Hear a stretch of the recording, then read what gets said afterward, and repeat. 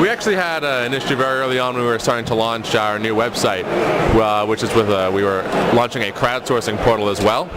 And one of the questions we had was, how can we get a non-biased sample of New Yorkers? Because a lot of people in upstate New York don't necessarily have high-speed internet access. And actually a lot of what we found was a lot of communication takes place using mobile phones. And I mean, that's pretty standard throughout the world at this point. Mobile phones are a major tool that people are using to get online, not necessarily using computers.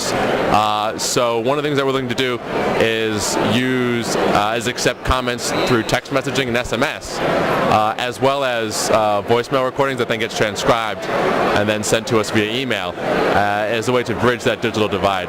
People have access, but they don't choose to use it.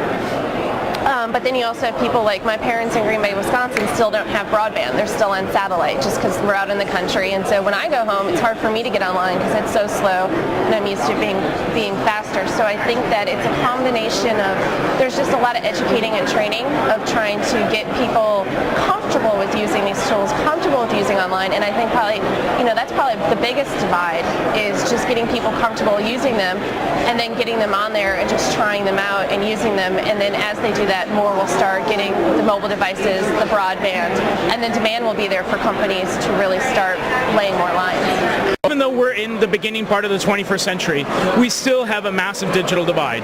We have a state of 19 million New Yorkers that do not always live close to the fastest internet type of connection that you can find. So as I've seen in some of these discussions here, one is really saying that, okay, we need to bring access to people, broadband's ability to do that, which I totally agree with. But at the same time, we need to sort of empower people and educate people so that they can know what this will bring them.